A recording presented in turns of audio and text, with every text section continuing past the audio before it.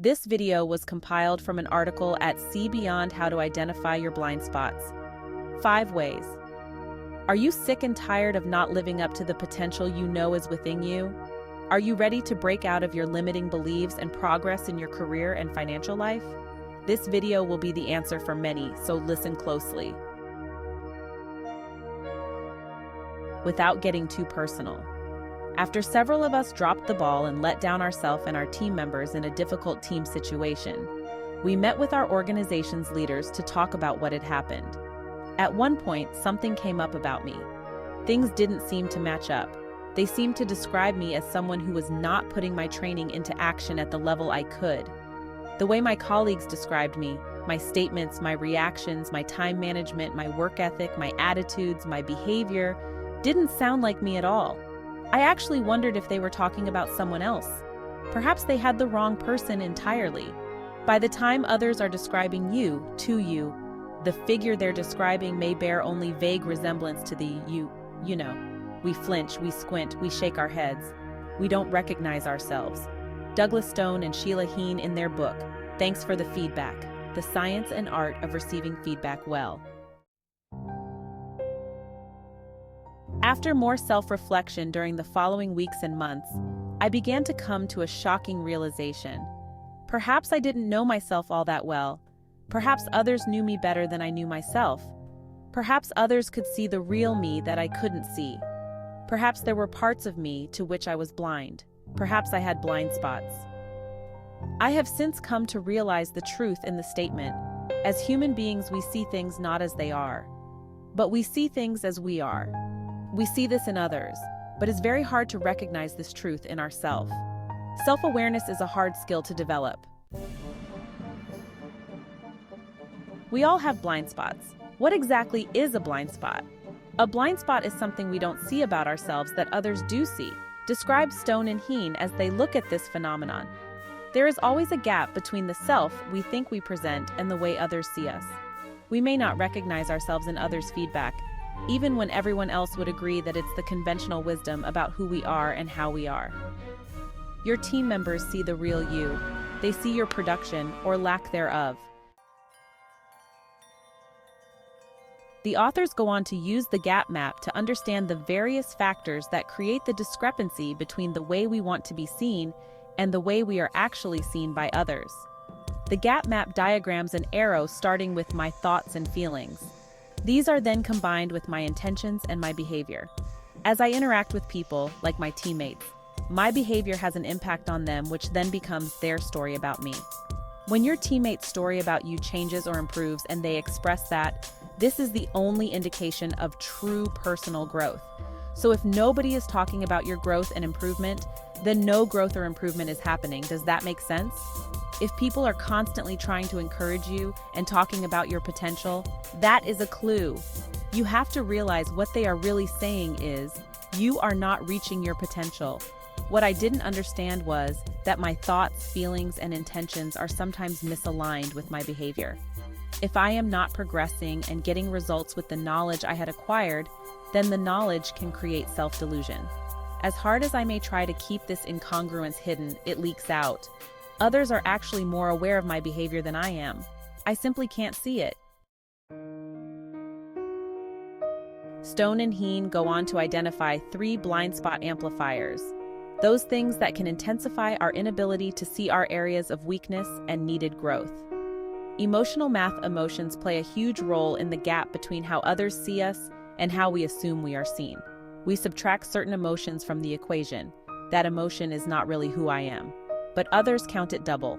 That emotion is exactly who you are.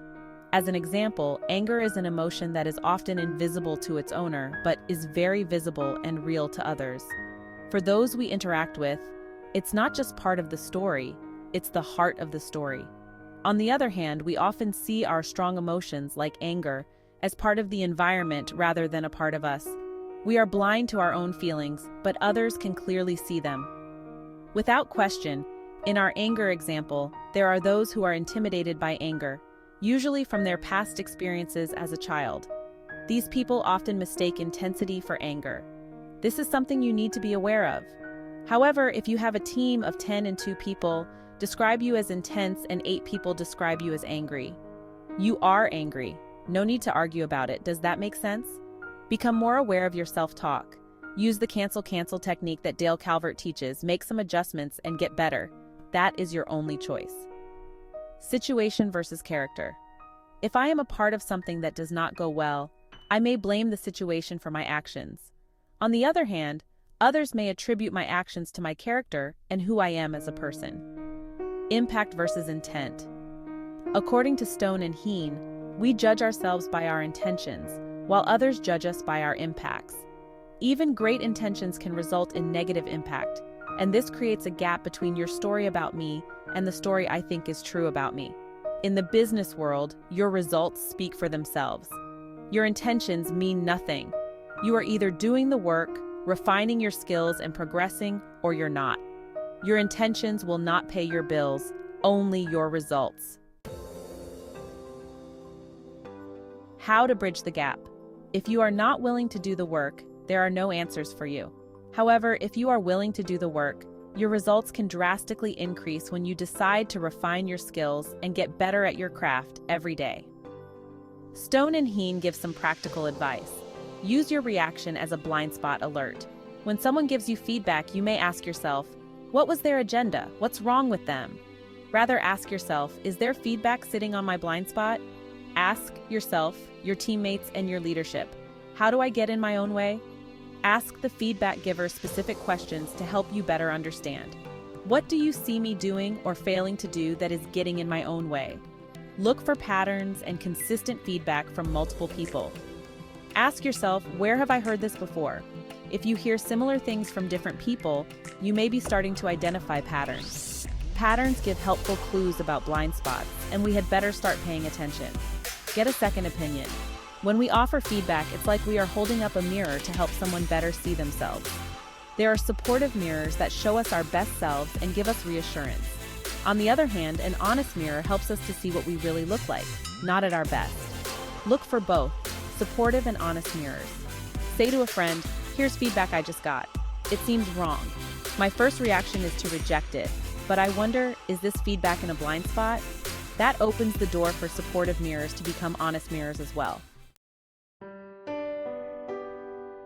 To thy own self be true.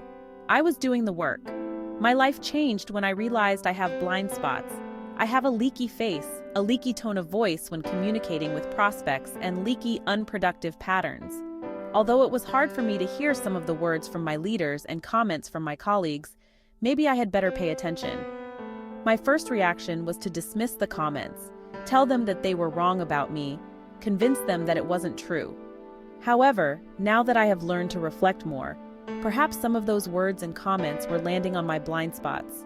I'm thankful that I have a spouse and some friends who are both supportive and honest mirrors in my life and activities, or lack thereof. Maybe they can help me to see the story that I'm telling others, a story that may not be the same one that I have written about myself all these years. Accepting the fact that my intentions or being a good person does not mean that I am entitled to success changed my life. I had to accept the fact that I was afraid to do the numbers and refine my skills, even though I was surrounded by team members who had overcome their limitations.